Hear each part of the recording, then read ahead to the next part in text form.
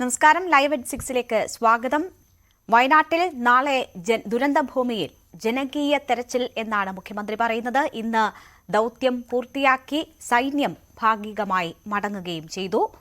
നമുക്ക് വിശദമായി നോക്കാം. ആദ്യം പ്രധാന തലക്കെട്ടുകൾ.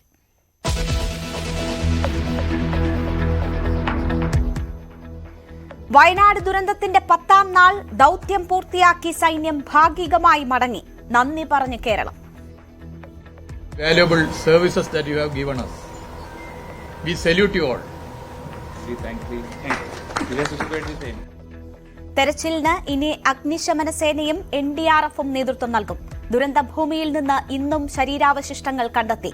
ദേശീയ ദുരന്തമായി പ്രഖ്യാപിക്കണമെന്നാവശ്യപ്പെട്ട് പ്രധാനമന്ത്രിക്ക് കത്ത് നൽകിയെന്ന് മുഖ്യമന്ത്രി. നാളെ ദുരന്തഭൂമിയിൽ ജനകീയ തെരച്ചിൽ. വിവരങ്ങൾ ഉപയോഗിച്ച് ആരെയെങ്കിലും കണ്ടെത്താനാകുമോ എന്ന അവസാനവട്ട പരിശ്രമമാണ് ഇതിലൂടെ ഉദ്ദേശിക്കുന്നത്.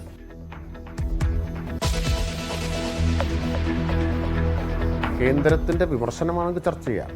പക്ഷെ ഉപജാപത്തിന് എങ്ങനെയാണ് ചർച്ച ചെയ്യാൻ പറ്റുക? എന്താണ് കേന്ദ്രം പറഞ്ഞ രണ്ട് കാര്യമാണ് കേന്ദ്രം പറഞ്ഞത്. ഒന്ന്, അമിത്ഷാ പറഞ്ഞ കാര്യം മുന്നറിയിപ്പ് കൊടുത്തു, കേരളം അവഗണിച്ചു. കള്ളമായിരുന്നു എന്നുള്ളത്. ഞാൻ ഇതുവരെ വസ്തുതാവിരുദ്ധം എന്ന വാക്കേ പറഞ്ഞുള്ളൂ. യഥാർത്ഥത്തിൽ അതിനെ വിശേഷിപ്പിക്കേണ്ടത് എന്താണ്? വയനാട് ദുരന്തത്തിൽ കേന്ദ്രം കേരളത്തിനെതിരെ ഉപജാപക സംഘത്തെ ഉപയോഗിച്ച് പ്രവർത്തിക്കുന്നുവെന്ന് മന്ത്രി MP രാജേഷ്. സഹായം നൽകേണ്ട സമയത്ത് വസ്തുതയല്ലാത്ത കാര്യങ്ങൾ ഉന്നയിക്കുന്നു. മന്ത്രിയുടെ പ്രതികരണം ന്യൂസ് 18ന്റെ Q18 അഭിമുഖത്തിൽ.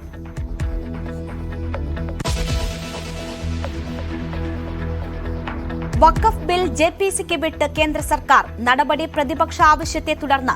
മതസ്വാതന്ത്ര്യത്തിനും ഫെഡറൽ സംവിധാനത്തിനുമെതിരായ ആക്രമണമെന്ന് ഇന്ത്യ സഖ്യം. ഭരണഘടനയുടെ ലംഘനമെന്ന് ET മുഹമ്മദ് ബഷീർ. इसमें महिलाओं के लिए, बच्चों के लिए और मुसलमान समाज में जो पिछड़े हैं, जिसको आज तक कभी मौका नहीं मिला, जिसको दबा के रखा हुआ है, उनको जगह देने के लिए ये बिल लाया गया है. സാധാരണക്കാരായ മുസ്ലിം സഹോദരങ്ങൾക്ക് വേണ്ടിയാണ് ഭേദഗതിയെന്ന് കേന്ദ്രമന്ത്രി കിരൺ റിജിജു.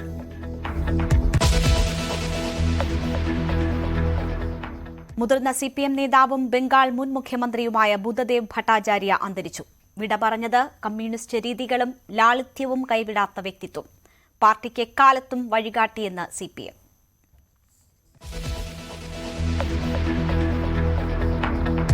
പാരീസ് ഒളിമ്പിക്സിൽ അയോഗ്യയാക്കപ്പെട്ടതിന് പിന്നാലെ വിരമിക്കൽ പ്രഖ്യാപിച്ച് വിനേഷ് ഫോഗട്ട്. ഗുസ്തി ജയിച്ചു, ഞാൻ തോറ്റു എന്ന സമൂഹ മാധ്യമത്തിൽ വൈകാരിക പ്രതികരണം. വെള്ളി മെഡൽ നൽകണമെന്ന ഫോഗട്ടിന്റെ പരാതിയിൽ അന്താരാഷ്ട്ര കായിക തർക്ക പരിഹാര കോടതിയുടെ വിധി ഇന്ന്. അയോഗ്യതയെ ചൊല്ലി രാജ്യസഭയിൽ ബഹളം.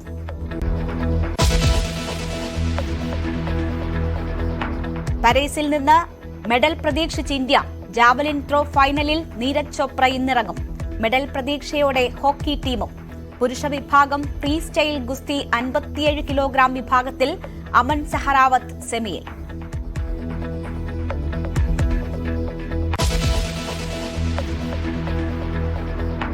പാലക്കാട്ട് വീണ്ടും കർഷക ആത്മഹത്യ. ജീവനൊടുക്കിയത് നെന്മാറ ഇടിയംപൊറ്റ സ്വദേശി സോമൻ. കൃഷി നശിച്ചതിനാൽ വായ്പ തിരിച്ചടവ് മുടങ്ങിയെന്ന് ആത്മഹത്യാക്കുറിപ്പ്. കൊല്ലത്ത് കാറിടിച്ച് സൈക്കിൾ യാത്രക്കാരൻ മരിച്ചത് കൊലപാതകമെന്ന് പോലീസ്. കൊല നടത്തിയത് സ്വകാര്യ ധനകാര്യ സ്ഥാപന മാനേജരായ യുവതിയും കൂട്ടാളികളും ചേർന്ന്. പാപ്പച്ചന്റെ ബാങ്ക് നിക്ഷേപം തട്ടിയെടുക്കൽ ലക്ഷ്യം. 5 പേർ കസ്റ്റഡിയിൽ.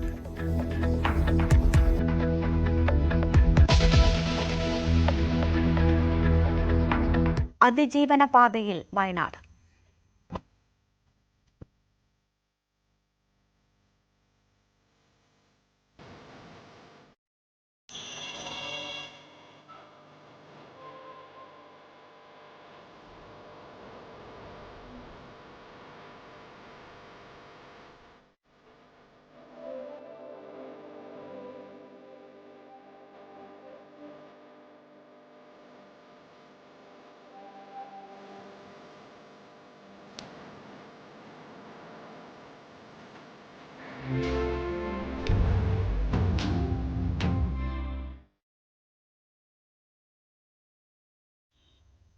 വയനാട്ടിലെ ദുരന്തബാധിത മേഖലയിൽ നിന്ന് സൈന്യം ഭാഗികമായി പിൻവാങ്ങുന്നു. നാവികസേനാ ഉദ്യോഗസ്ഥരും തിരികെ പോകുന്നുണ്ട്. ഹെലികോപ്റ്റർ ഉപയോഗിച്ച് തെരച്ചിൽ നടത്തുന്ന സൈനികർ പ്രദേശത്ത് തുടരും. സൈന്യത്തിന്റെ സേവനത്തിന് സർക്കാർ നന്ദി അറിയിച്ചപ്പോൾ ദുരന്ത ഭൂമിയിൽ ജനങ്ങൾ നൽകിയ സഹായത്തിന് സൈന്യവും നന്ദി പറഞ്ഞു.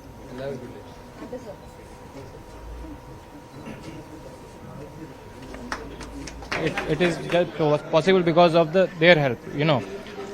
Every day we were going with the new hope, and just because of the support of the people and the morale of the troops, this could be possible. Now you are moving to our base. We are located at Kannur. We came all over from the Kannur to this place, so we are going back to Kannur. the people of Kerala thanking you, sir. So we also reciprocate, and the media has been too supportive, and Indian Armed Forces, that is the Indian Army and Navy, was requisitioned by the government on 30th, and we have worked here hands in hand with each other, and that is how we could get the rescue in time, and we are there for the country, and it is our honor to serve our people. Thank you so much. Thank you. I am from Marathalai, How many of you are here? but we represent the team which has come from Trivandrum, Pangod. Pangod camp. You are from Pangod camp. Yes, How many of you reached here from Pangod? we were 6 officers, 6 JCOs, and 155 other ranks. How was the experience here? Experience, as I have said earlier, also we were given a task and we did our task. That is all what I can say about my experience here. Though we were effectively supported by all civil administration and the police and the other government authorities. ഒത്തൊരുമിച്ച് ഒരു ശരീരം പോലെ പ്രവർത്തിച്ചതായും ഹൃദയത്തോട് ചേർത്ത് പിടിച്ച സൈന്യത്തിന് അഭിവാദ്യം അർപ്പിക്കുന്നതായും മന്ത്രി PM മുഹമ്മദ് റിയാസ് പറഞ്ഞു. ഈ ദുരന്തഘട്ടത്തിൽ നടത്തിയിട്ടുള്ള സേവന പ്രവർത്തനങ്ങൾ, രക്ഷാപ്രവർത്തനങ്ങൾ വാക്കുകൾ കൊണ്ട് വിവരിക്കുന്നതിന്റെ അപ്പുറത്താണ്. ഇവിടെ ബഹുമാനിയ ജില്ലാ കലക്ടറും അതുപോലെ തന്നെ ആർമിയുടെയും നേവിയുടെയും പ്രതിനിധികളും ഒക്കെ മുഖ്യമന്ത്രിയുടെ സഹായനിധിയിലേക്ക് പണം കൈമാറിയതിനു ശേഷം ചിരഞ്ജീവി മാധ്യമങ്ങളെ കാണും. Whatever way it is we, and people should come forward. So I urge everyone, please, this is a time where you have to show your humanitarian and come forward and be stand, give the moral support. The way, however you want, whatever way you want, please come forward and be with the people of Kerala, especially Wayanad area, and please do support. And at this point of time, I want to appreciate and admire and show my gratitude towards those forces like a Navy and Army, like police of Kerala and fire services and medical and doctors, and everybody came forward and did the best to save, to reduce the risk of lives and all these things. Definitely I will appreciate to each and every one. And the way our Honorable Chief Minister, he reacted, he worked on this, and the way he showed his work and everything, really, it is well appreciated. I'm telling to him now, the way he did, fantastic job. And I heard day after tomorrow, Mr. Modi, our Honorable Prime Minister is coming, and I will request this Wayanad disaster should be recognized as a national calamity. That will be very helpful to the state of Kerala and especially the Wayanad victims. So, and those people who stood behind these people of victims and sufferers, I will appreciate all the sisters and brothers of Kerala. I love them, and my heartfelt support, concern, my gratitude will be, my sympathies will be with them. God bless. God bless God's own land. So we are all happy to see you here.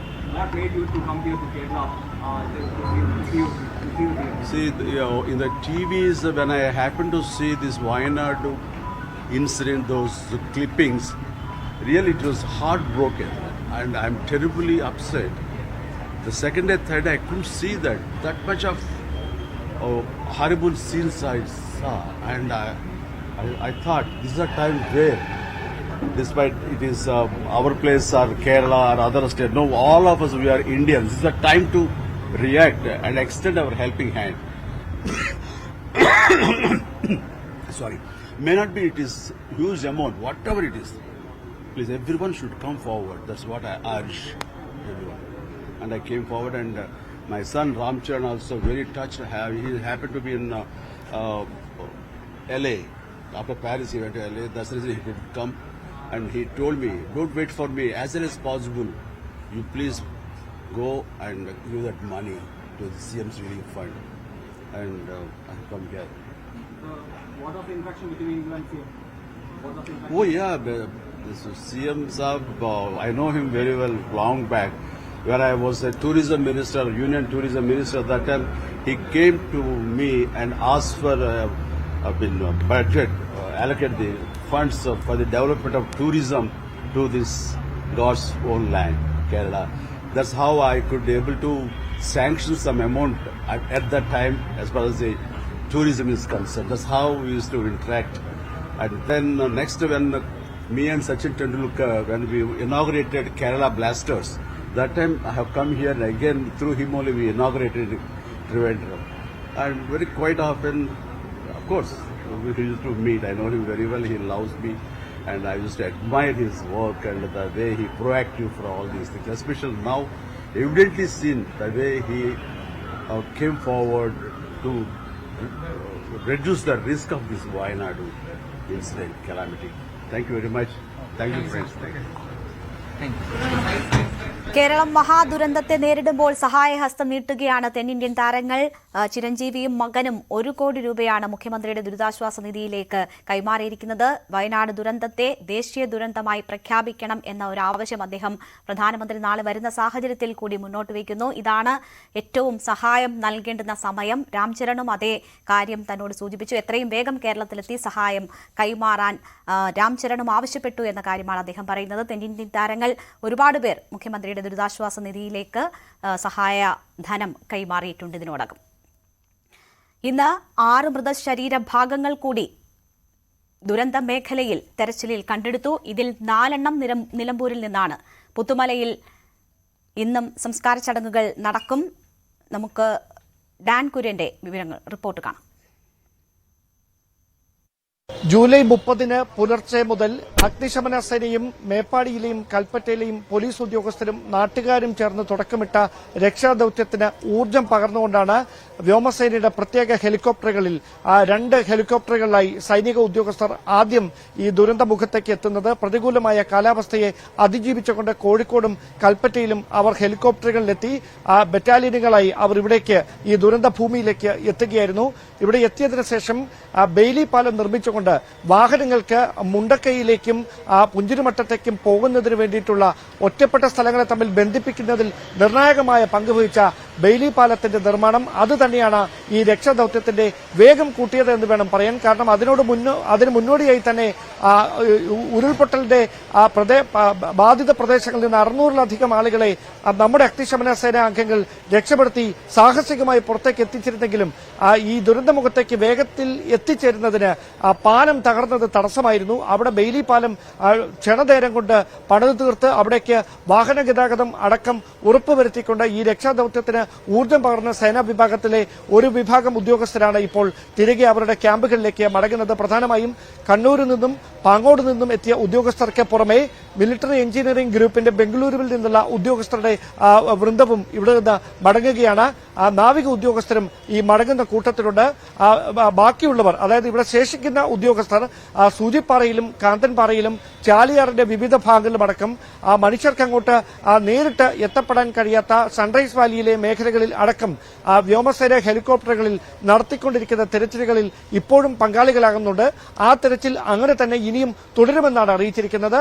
രാജ്യത്ത് ഈ പ്രളയ ദുരിതമടക്കം മറ്റ് ദുരന്ത മേഖലകളിലേക്ക് എത്തേണ്ട ഒരു സാഹചര്യം ഉള്ളതുകൊണ്ടാണ് മുഴുവൻ സേനാ വിഭാഗങ്ങളിലെയും ഉദ്യോഗസ്ഥരുടെ ഒരു വിഭാഗം ഇപ്പോൾ മാറുന്ന ഒരു തീരുമാനത്തിലേക്ക് എത്തിയിരിക്കുന്നത്. സംസ്ഥാനത്തിന്റെ മുഴുവൻ നന്ദിയും, ജില്ലാ ഭരണകൂടത്തിന്റെ മുഴുവൻ നന്ദിയും ജില്ലാ കളക്ടറും മന്ത്രിമാരായ മുഹമ്മദ് റിയാസും AK ശശീന്ദ്രനും OR കേളുവും നേരിട്ട് സൈനിക ഉദ്യോഗസ്ഥരെ അറിയിച്ചിട്ടുണ്ട്.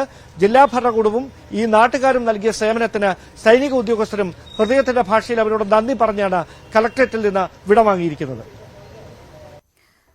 ഡാൻ കുര്യന്റെ റിപ്പോർട്ടാണ് കണ്ടത്. കാര്യമായ ചെയ്യാൻ കഴിയുന്നതെല്ലാം ചെയ്തിട്ടാണ് സൈന്യം മടങ്ങിയത് എന്ന കാര്യം മുഖ്യമന്ത്രിയും ഇന്ന് സൂചിപ്പിക്കുകയുണ്ടായി വാർത്താ സമ്മേളനത്തിൽ. വയനാട് ദുരന്തത്തിൽ കാണാതായവർക്കായുള്ള 10ാം ദിവസത്തെ തെരച്ചിൽ അവസാനിച്ചു. മുണ്ടക്കൈ, സൂചിപ്പാറ, കാന്തൻപാറ മേഖലകളിലാണ് തെരച്ചിൽ ഇന്ന് നടന്നത്. കെടാവൂർ നായെ കൂടി ഉൾപ്പെടുത്തിയായിരുന്നു പരിശോധന. ദുരന്ത മേഖല സന്ദർശിക്കാൻ പ്രധാനമന്ത്രി നരേന്ദ്രമോദി മറ്റന്നാൾ ദുരന്ത സ്ഥലത്തെത്തും. സുരക്ഷാ ക്രമീകരണങ്ങൾ വിലയിരുത്താൻ SPG സംഘം വയനാട്ടിലെത്തി. MG മിഥുൻ വിവരങ്ങളുമായി ചേരുന്നു. മിഥുൻ, പ്രധാനമന്ത്രി എത്തുന്നു. വയനാട് ദുരന്തം ദേശീയ ദുരന്തമായി പ്രഖ്യാപിക്കുമോ എന്ന ആകാംക്ഷ, പ്രതീക്ഷയൊക്കെ കേരളം വെച്ചു പുലർത്തുന്നുണ്ട്. എന്തൊക്കെയാണ് അവിടെ പ്രധാനമന്ത്രിയുടെ വരവുമായി ബന്ധപ്പെട്ടുള്ള ഒരുക്കങ്ങൾ? മാത്രവുമല്ല, ഇന്ന് വലിയ രീതിയിലുള്ള തെരച്ചിൽ അവിടെ നടക്കുകയുണ്ടായി. ഇന്നും മൃതദേഹ ഭാഗങ്ങൾ കണ്ടെത്തിയിരുന്നു. അതിന്റെ വിശദാംശങ്ങൾ കൂടി. രേണുകയിൽ 6 ശരീരഭാഗങ്ങളാണ് കണ്ടെടുത്തിട്ടുള്ളത്. അത് 4 എണ്ണവും ചാലിയാർ പുഴയിൽ നിന്നും നിലമ്പൂർ ഭാഗത്ത് നിന്നാണ് കണ്ടെത്തിയത്. മറ്റു 2 വയനാട്ടിൽ നിന്ന് തന്നെയാണ്. അതായത് ഇന്ന് ഈ സൂചിപ്പാറ വെള്ളച്ചാട്ടത്തിന് സൺറൈസ് വാലി കേന്ദ്രീകരിച്ച് നടത്തിയ പരിശോധനയിലാണ് അവിടെ നിന്നാണ് ഈ 2 മൃതദേഹ ഭാഗങ്ങൾ ലഭിക്കുകയും ചെയ്തത്. ഈ 10ാം നാളും വിപുലമായ തെരച്ചിൽ സംവിധാനങ്ങൾ തന്നെയാണ് നടത്തിയത്. സന്നദ്ധ സംഘടനകളുടെ ഭാഗത്തുനിന്നും ഒപ്പം തന്നെ പാരാറെസ്ക്യൂ ടീമിന്റെയും NDRF ടീമിന്റെയും ഒക്കെ നേതൃത്വത്തിലായിരുന്നു ഇന്നും പരിശോധനകൾ നടത്തിയത്. അതിൽ മുണ്ടക്കൈ, ഒപ്പം തന്നെ ഈ പുഞ്ചിരിമട്ടം, ചൂരൽമല കേന്ദ്രങ്ങളിലും ഒപ്പം തന്നെ അട്ടമല കേന്ദ്രങ്ങളിലും ഒക്കെ തന്നെ ഇന്ന് പ്രധാനമായും പല ഭാഗങ്ങൾ തിരിച്ചുകൊണ്ടുള്ള പരിശോധനകൾ നടത്തുകയും ചെയ്തു. അവിടെയൊക്കെ തന്നെ കൃത്യമായി ഓരോ സ്പോട്ടുകൾ കഴിയുന്തോറും അവിടെയൊക്കെ തന്നെ ഒന്നുമില്ല എന്ന് ഉറപ്പിച്ചതിന് ശേഷമാണ് സംഘം മടങ്ങുകയും ചെയ്യുന്നത്. എന്തായാലും ഇന്ന് 10ാം നാളത്തെ തിരച്ചിൽ പൂർത്തീകരിച്ചിട്ടുണ്ട്. നാളെ പ്രധാനപ്പെട്ട കാര്യം, നാളെ രാവിലെ 8 മണി മുതൽ സ്വാഭാവികമായി നടക്കുന്ന ആ ഒരു തെരച്ചിലിന് പുറമെ ഒരു ജനകീയ തെരച്ചിൽ ആരംഭിക്കുമെന്നാണ് ഇപ്പോൾ സർക്കാർ വ്യക്തമാക്കിയിരിക്കുന്നത്. അതായത് ഇന്ത്യയിൽ ഇതുവരെ കണ്ടിട്ടില്ലാത്ത വിധത്തിലുള്ള ജനകീയ തെരച്ചിലാവും നടക്കുക എന്നുള്ളതാണ്. ഇതിൽ എല്ലാവർക്കും പങ്കെടുക്കാമെന്നാണ് സർക്കാർ പറയുന്നത്. ക്യാമ്പുകളിൽ കഴിയുന്ന ആർക്കെങ്കിലും ഈ തിരച്ചിലിൽ പങ്കെടുക്കണമെങ്കിൽ അവർ നേരത്തെ തന്നെ ഈ വിവരം അവിടെയുള്ള അധികൃതരെ അറിയിക്കണം. അവർക്ക് വേണ്ടിയുള്ള വാഹന സൗകര്യം ഉൾപ്പെടെ സർക്കാർ ഒരുക്കി അപകട സ്ഥലത്തേക്ക് എത്തിക്കും. ഒപ്പം തന്നെ ഈ സാഹചര്യത്തിൽ ഈ ക്യാമ്പിൽ കഴിയുന്ന ആരെങ്കിലും ഒക്കെ വന്ന് പല സ്ഥലങ്ങളും തിരിച്ചറിഞ്ഞ് തങ്ങളുടെ വീട് ഇവിടെയാണ്, അല്ലെങ്കിൽ തന്റെ ബന്ധുവിന്റെ വീട് ഇവിടെയാണ് എന്നടക്കമുള്ള കാര്യങ്ങൾ ചൂണ്ടിക്കാണിച്ചാൽ അവിടെ കൃത്യമായി പരിശോധന നടത്താനുള്ളൊരു സംവിധാനമാണ്. അത്തരത്തിലുള്ളൊരു നടപടികളിലേക്ക് കൂടിയാണ് ഇപ്പോൾ സർക്കാർ കടക്കുകയും ചെയ്യിക്കുന്നത്. എന്തായാലും നാളെ രാവിലെ 8 മണിയോടുകൂടിയാണ് ഈ ഒരു തെരച്ചിൽ സംവിധാനം നടക്കുന്നത്. അതേസമയം പ്രധാനമന്ത്രി നരേന്ദ്രമോദി ശനിയാഴ്ച രാവിലെ 11:20 കണ്ണൂർ വിമാനത്താവളത്തിലേക്ക് എത്തുന്നത്. അവിടെ നിന്ന് ഹെലികോപ്റ്റർ മാർഗം വയനാട്ടിലേക്ക് തിരിക്കും. തുടർന്ന് അദ്ദേഹം ആകാശമാർഗമാണ് ഈ പ്രദേശങ്ങൾ, ദുരന്തബാധിത മേഖലകൾ സന്ദർശിക്കുക എന്നാണ് നമുക്ക് മനസ്സിലാക്കാൻ സാധിക്കുന്നത്. ഒരുപക്ഷെ പ്രതികൂല കാലാവസ്ഥ ഉണ്ട് എങ്കിൽ ഒരുപക്ഷെ മുണ്ടക്കൈ, ഈ ചൂരൽമല, ഒപ്പം തന്നെ പുഞ്ചിരിവട്ടം അടക്കമുള്ള പ്രദേശങ്ങളിൽ ഈ ബെയിലിപ്പാലം കടന്നുകൊണ്ട് റോഡ് മാർഗം അദ്ദേഹം സന്ദർശനം നടത്താനുള്ള സാധ്യതകൾ കൂടിയുണ്ട്. ഇതടക്കമുള്ള കാര്യങ്ങൾ പരിശോധിക്കുന്നതിന് വേണ്ടി ഇന്ന് SPG സംഘം എത്തിയിരുന്നു. അവർ ഇവിടുത്തെ പോലീസ് മേധാവികളുമായി ഒക്കെ കൂടിയാലോചനകൾ നടത്തുകയും ഒപ്പം തന്നെ ഈ ദുരന്തബാധിത മേഖലകൾ സന്ദർശിച്ച് അവിടുത്തെ സുരക്ഷാ ക്രമീകരണങ്ങൾ വിലയിരുത്തിയ ശേഷമാണ് അവിടെ നിന്ന് മടങ്ങുകയും ചെയ്തിട്ടുള്ളത്. എന്തായാലും പ്രധാനമന്ത്രി എത്തിയതിനു ശേഷം ഈ സന്ദർശനത്തിന് ശേഷം അദ്ദേഹം ദുരിതാശ്വാസ ക്യാമ്പുകളിൽ, മേപ്പാടിയിലുള്ള 2 ദുരിതാശ്വാസ ക്യാമ്പുകളിൽ അദ്ദേഹം സന്ദർശിക്കും. ഒപ്പം തന്നെ കിംസ് ഹോസ്പിറ്റലിലെയും രോഗികളെയും അദ്ദേഹം, ഈ പരിക്ക് പറ്റിയിട്ടുള്ള ആശുപത്രി ചികിത്സയ്ക്ക് കഴിയുന്ന രോഗികളെ കൂടി അദ്ദേഹം സന്ദർശിക്കുമെന്നാണ് നിലവിൽ നമുക്ക് മനസ്സിലാക്കാൻ സാധിക്കുന്നത്. അതേ രീതിയിലാണ് ഷെഡ്യൂൾ ചെയ്യുകയും ചെയ്തിരിക്കുന്നത്. അതിനുശേഷം കളക്ടറേറ്റിൽ ചേരുന്ന അവലോകന യോഗത്തിൽ കൂടി പ്രധാനമന്ത്രി പങ്കെടുക്കും. മുഖ്യമന്ത്രി പിണറായി വിജയൻ, ഒപ്പം തന്നെ ഗവർണർ ആരിഫ് മുഹമ്മദ് ഖാൻ അടക്കമുള്ള വരും പ്രധാനമന്ത്രിയെ അനുഗമിക്കുമെന്നാണ് നമുക്ക് മനസ്സിലാക്കാൻ സാധിക്കുന്നത്. തുടർന്ന് വൈകിട്ട് 3:30 അദ്ദേഹം തിരികെ ഡൽഹിക്ക് മടങ്ങിപ്പോവുകയും ചെയ്യും. ഒപ്പം തന്നെ അദ്ദേഹത്തിന്റെ ഈ ഒരു കടന്നുവരവിൽ കേരളം ഏറെ പ്രതീക്ഷയോടെയാണ് കാണുന്നത്. കാരണം ദേശീയ ദുരന്തമായി പ്രഖ്യാപിക്കണം, T3 കാറ്റഗറിയിൽ ഉൾപ്പെടുത്തണമെന്നുള്ള ആവശ്യം നേരത്തെ തന്നെ കേരളം മുന്നോട്ട് വെക്കുകയും ചെയ്തിരുന്നു. രാഹുൽ ഗാന്ധി ഉൾപ്പെടെയുള്ള നേതാക്കൾ അത് ലോക്സഭയിൽ ആവശ്യപ്പെടുകയും ചെയ്തു. ഒരു അനുഭാവപൂർണ്ണമായിട്ടുള്ള നടപടി കേന്ദ്ര സർക്കാരിന്റെ ഭാഗത്തൊന്നും ഇതുവരെയും ഉണ്ടായിട്ടില്ല. അതുകൊണ്ട് തന്നെ ഈ ഒരു ദുരന്തത്തിന്റെ വ്യാപ്തി അദ്ദേഹത്തിന് നേരിട്ടെത്തുമ്പോൾ മനസ്സിലാകുന്നുള്ള ഒരു വിലയിരുത്തലാണ് സർക്കാർ ഉള്ളത്. ഈ ദുരന്തം നേരിട്ട് കാണുമ്പോൾ അദ്ദേഹം ഇത്തരത്തിലുള്ള ഒരു തീരുമാനത്തിലേക്ക്, ദേശീയ ദുരന്തമായി പ്രഖ്യാപിക്കുന്ന അടക്കമുള്ള നടപടികളിലേക്ക് കടക്കുമെന്നാണ് സർക്കാർ നേതൃത്വം കരുതുകയും ചെയ്യുന്നത്. എന്തായാലും അത്തരത്തിലുള്ള കാര്യങ്ങളിലേക്ക് കടക്കുമെന്ന് നമുക്ക് പ്രതീക്ഷിക്കാം. എന്തായാലും നാളെ ഈ ഒരു തെരച്ചിൽ നടക്കുന്നുണ്ട്. തെരച്ചിൽ ജനകീയ തരത്തിലുള്ള തെരച്ചിലും ഒപ്പം തന്നെ ഇതിനു പുറമെ നടക്കുന്ന രീതിയിൽ സേനാവിഭാഗങ്ങളുടെ ഭാഗത്തു നിന്നുമുള്ള തെരച്ചിൽ നടക്കും. പക്ഷേ നാളെ മുതൽ സൈന്യത്തിന്റെ ഭാഗത്തു നിന്നുള്ള ഇടപെടലുണ്ടാകില്ല. അവരിന്ന് തിരികെ അവരുടെ 10 ദിവസത്തെ സേവനം പൂർത്തിയാക്കി ജനങ്ങളോട് നന്ദി പറഞ്ഞ് മടങ്ങുകയും ചെയ്തിട്ടുണ്ട്. എന്തായാലും നാളെയും ഊർജിതമായിട്ടുള്ള തെരച്ചിൽ നടക്കും. ഇന്ന് പുത്തുമലയിലാണ് ഈ സംസ്കാര ചടങ്ങുകൾ നടന്നത്. അല്പസമയത്തിന് മുമ്പാണ് സംസ്കാര ചടങ്ങുകൾ പൂർത്തീകരിച്ചത്. ഇന്ന് 6 ശരീരഭാഗങ്ങളാണ് സംസ്കരിച്ചത്. കഴിഞ്ഞ ദിവസങ്ങളിലായി ലഭിച്ച ഈ മൃതദേഹ ഭാഗങ്ങളാണ് ഇന്ന് സംസ്കരിക്കുകയും ചെയ്തത്. രേണുക, MJ മിഥുനാണ് വിവരങ്ങൾ നൽകിയത്. വയനാട്ടിൽ നാളെ ജനകീയ തെരച്ചിൽ നടത്തുമെന്ന് മുഖ്യമന്ത്രി. 6 മേഖലകളായി തിരിച്ചാകും തെരച്ചിൽ. വയനാട് ദുരന്തം ദേശീയ ദുരന്തമായി പ്രഖ്യാപിക്കണമെന്നും മുഖ്യമന്ത്രി. കേന്ദ്രം നൽകുന്ന പിന്തുണയ്ക്ക് നന്ദിയെന്നും പിണറായി വിജയൻ വാർത്താസമ്മേളനത്തിൽ പറഞ്ഞു. വയനാട്ടിലേക്ക് സാധനങ്ങൾ ശേഖരിച്ച് അയക്കേണ്ട കാര്യമില്ല. കളക്ഷൻ സെന്ററിൽ 7 ടൺ പഴകിയ തുണിയെത്തി. അത് സംസ്കരിക്കേണ്ടി വന്നു. ആവശ്യത്തിൽ കൂടുതൽ സാധനങ്ങൾ അവിടെയുണ്ട്. സാമ്പത്തിക സഹായമാണ് ആവശ്യമെന്നും മുഖ്യമന്ത്രി പറഞ്ഞു. വയനാട് ദുരന്തം ദേശീയ ദുരന്തമായും അതിതീവ്ര ദുരന്തമായും പ്രഖ്യാപിക്കണമെന്ന് കേന്ദ്രത്തോട് സംസ്ഥാനം ആവശ്യപ്പെട്ടിരുന്നു. ദുരന്ത തീവ്രത പരിശോധിച്ച് ഇക്കാര്യത്തിൽ റിപ്പോർട്ട് സമർപ്പിക്കുന്നതിനായി കേന്ദ്ര ആഭ്യന്തര മന്ത്രാലയം 9 അംഗ സമിതിയെ നിയോഗിച്ചിട്ടുണ്ട്. സമഗ്രമായ പുനരധിവാസ പാക്കേജാണ് സംസ്ഥാനം ആവശ്യപ്പെടുന്നത്. കേന്ദ്ര സർക്കാരിൽ നിന്ന് ഇതേവരെയുള്ള നില നോക്കിയാൽ അനുകൂലമായ പ്രതികരണമാണ് പൊതുവെയുള്ളത്. ദുരന്തബാധിതരുടെ കുടുംബത്തെ സഹായിക്കാൻ കഴിയേണ്ടതുണ്ട്. പുനരധിവാസം ഉറപ്പുവരുത്തണം. അതിനായി ടൗൺഷിപ്പ് അടക്കമുള്ള പ്രവർത്തനങ്ങളുടെ ഗൌരവം കണക്കിലെടുത്ത് കേന്ദ്ര സർക്കാരിൽ നിന്നുള്ള സഹായം ലഭ്യമാകുമെന്ന് തന്നെയാണ് പ്രതീക്ഷിക്കുന്നത്. ഇക്കാര്യത്തിൽ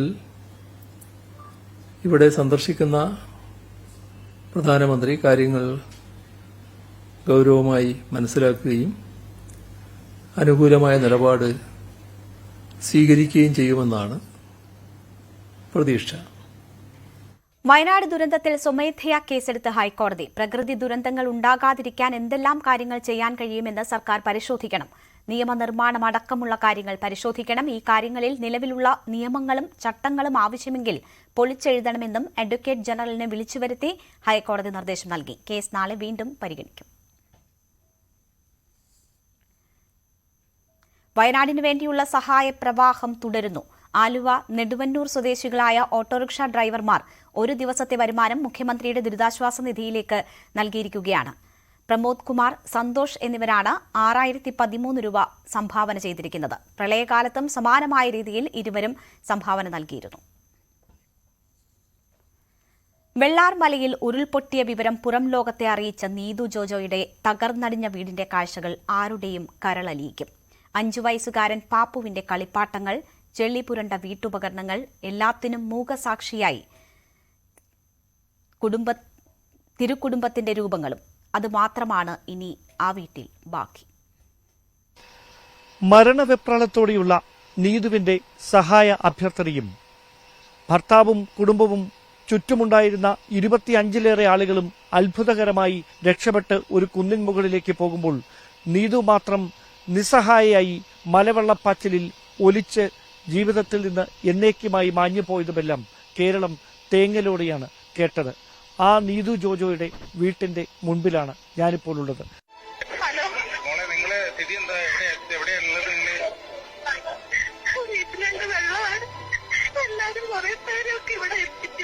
ഇനി അറിയില്ല, പുറത്തിറങ്ങാൻ പറ്റാത്ത അവസ്ഥ. ഇനി പൊട്ടിയാൽ ഞങ്ങളൊക്കെ പോകും. സ്ഥലം എവിടെയാണ് നിങ്ങള്? ചൂടമല ഹൈക്കോടതി. ഇപ്പൊ നിങ്ങളെല്ലാരും എവിടെയാ ഉള്ളത്? ഇപ്പൊ ഞങ്ങൾ ഞങ്ങളുടെ വീട്ടിൽ തന്നെയാണ്. പക്ഷെ അകത്തൊക്കെ വെള്ളമാണ്. താഴെയുള്ളവരൊക്കെ എങ്ങനെ രക്ഷപ്പെട്ട് വന്നു എന്ന് ഞങ്ങൾക്കറിയില്ല. ഞാനിപ്പോൾ ഉള്ളത് നീതുവിന്റെ വീടിന്റെ ദയനീയമായ കാഴ്ച ഇപ്പോൾ ഇങ്ങനെയാണ്. ഈ വീട്ടിന്റെ പ്രവേശന കവാടം ഇതായിരുന്നു. അവിടേക്ക് വലിയ തടികളും വലിയ കല്ലുകളും ഒഴുകി വന്ന് ആ വീട്ടിൻ്റെ പ്രവേശന കവാടം അപ്പാടെ തകർന്ന നിലയാണ്. ഇപ്പോൾ ഈ വീടിൻ്റെ മുൻഭാഗത്തെ വാതിലിൻ്റെ മുമ്പിൽ ഇതാണ് കാഴ്ച. ഈ തകർന്നു കിടക്കുന്ന കൂട്ടത്തിൽ അവർ കിടന്നിരുന്ന മുറിയിലെ കട്ടിലിൻ്റെ ഭാഗങ്ങൾ കൂടിയുണ്ട്.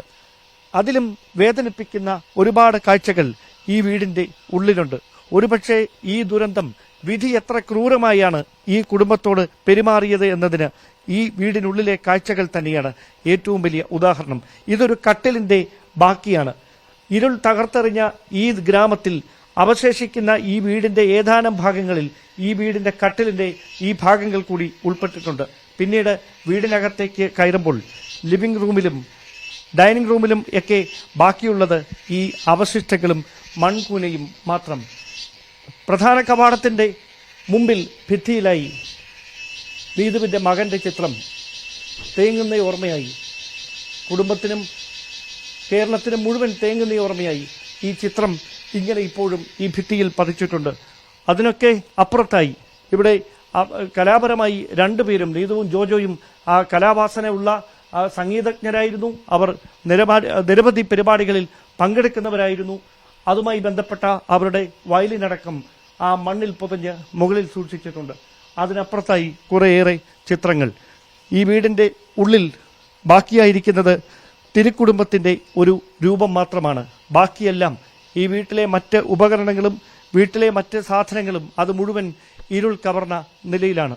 സ്വാഭാവികമായി ഉരുളെടുത്ത ഈ വീടിന്റെ ഗതി അത് തന്നെയാണ് ഈ നാട്ടിലെ നിരവധി വീടുകളിൽ പൂർണ്ണമായി തകർത്തെറിയുന്ന തരത്തിലേക്ക് വരെ ഈ ദുരന്തം കൊണ്ടുചെന്ന് എത്തിച്ചത്. 30 പേരടങ്ങുന്ന സംഘം ഈ വീടിന്റെ മുകളിലായിരുന്നു രക്ഷപ്പെടുന്നതിന് വേണ്ടി ഒത്തുകൂടിയത്. ആദ്യഘട്ടത്തിൽ ഉരുൾപൊട്ടൽ ഉണ്ടായി എന്ന വാർത്ത കേട്ട് ആ 30 പേരും അയൽപക്കങ്ങളിൽ നിന്നടക്കം ഈ വീട്ടിന്റെ സമീപത്തേക്കാണ് ഓടിയെത്തിയത്. അവർ അങ്ങനെ ഓടിയെത്തി ഈ വീടിന്റെ ഭാഗത്ത് രക്ഷപ്പെട്ടുവെന്ന് കരുതി നിൽക്കുമ്പോഴാണ് പുലർച്ചെ 2:30 വീണ്ടും ഉരുൾപൊട്ടലുണ്ടാകുന്നത്. അപ്പോൾ ഈ വീടിന്റെ പാതി ഭാഗം വെള്ളത്തിൽ മുങ്ങുന്ന സ്ഥിതിയായി. പിന്നീട് പുലർച്ചെ 4 മണിക്ക് ഒരു തവണ കൂടി ഉരുൾപൊട്ടൽ മുണ്ടക്കൈ ചൂരൽമല മേഖലയിൽ ഉണ്ടാകുന്നതോടെ ഈ ആളുകളെ മുഴുവൻ ആശങ്കയുടെ മുൾമുനയിലാഴ്ത്തി ഈ ഒരു പ്രദേശം മുഴുവൻ ഒലിച്ചു പോവുകയായിരുന്നു. ഒരുപക്ഷെ ആ ദുരന്തത്തിന്റെ ഭീകരമുഖം ഈ വീടിനെയും ഇതിന്റെ തൊട്ട് സമീപത്തുണ്ടായിരുന്ന അയൽവാസികളെയും എങ്ങനെയാണ് ബാധിച്ചത് എന്നതിന് കൃത്യമായി നീതുവിന്റെ ഈ വീട് തന്നെയാണ് ഏറ്റവും പ്രധാനപ്പെട്ട ഉദാഹരണം. ഇവിടമായിരുന്നു നീതു എന്നും ഭക്ഷണം പാകം ചെയ്യുന്നതിന് വേണ്ടി കടന്നു വന്നിരുന്ന ഈ വീടിന്റെ അടുക്കള. ആ അടുക്കളയിലെ മറ്റ് വസ്തുക്കളുടെയും ദയനീയമായ കാഴ്ച ഇപ്പോൾ ഇങ്ങനെയാണ്. ഇനി ഇവയൊന്നും കഴുകി വൃത്തിയാക്കാൻ ഇവിടെ നീതു എത്തില്ല. നീതുവിന്റെ വിങ്ങുന്ന ഓർമ്മകൾ തന്നെയാണ് ഈ വീട്ടിൽ മുഴുവൻ നിറഞ്ഞു നിൽക്കുന്നത്. എന്നും കുഞ്ഞിനെ കളിപ്പിച്ചിരുന്ന ഭർത്താവിനൊപ്പം സ്നേഹം പങ്കിട്ടിരുന്ന കുടുംബാംഗങ്ങൾക്കൊപ്പം ഒത്തുകൂടിയിരുന്ന ഈ വീട് ശോകമൂകമായി നീതുവിന്റെ വിങ്ങുന്ന ഓർമ്മകളിൽ നിറയുകയാണ്. നീതുവിന്റെ കുഞ്ഞ് കളിച്ചിരുന്ന കളിപ്പാട്ടങ്ങൾ അതും ഇങ്ങനെ ചിതറിത്തെറിച്ച് കിടപ്പുണ്ട് ഈ വീടിന്റെ പല ഭാഗങ്ങളായി. ഇത് ഒരു കുടുംബത്തിന്റെ മാത്രം കാഴ്ചയല്ല. ഈ പ്രദേശങ്ങളിലെ എല്ലാ കുടുംബങ്ങളും എല്ലാ വീടുകളും ഇങ്ങനെ പൂർണ്ണമായും ഭാഗികമായുമൊക്കെ തകർന്ന നിലയിലാണ്. ഒരുപക്ഷെ പുനരധിവാസത്തിലൂടെ ഈ കുടുംബങ്ങൾ പുതിയ കെട്ടിടങ്ങൾ നിർമ്മിച്ചു നൽകാൻ പുതിയ വീടുകളിലേക്ക് അവരെ മാറ്റാനൊക്കെ നമ്മുടെ സംവിധാനങ്ങൾക്ക് കഴിഞ്ഞേക്കാം. പക്ഷേ വേർപാടിന്റെ നഷ്ടം അത് എങ്ങനെ നികത്താനാകുമെന്ന ചോദ്യത്തിന് ആർക്കും ഉത്തരമില്ല. ആ ദയനീയമായ കാഴ്ചകളാണ്, വേദനിപ്പിക്കുന്ന കാഴ്ചകളാണ് ചൂരൽമലയിൽ എങ്ങും നിറയുന്നതും. ക്യാമറമാൻ പ്രജിത് കോങ്കോടിനൊപ്പം ഡാൻ കുര്യൻ, ന്യൂസ് 18.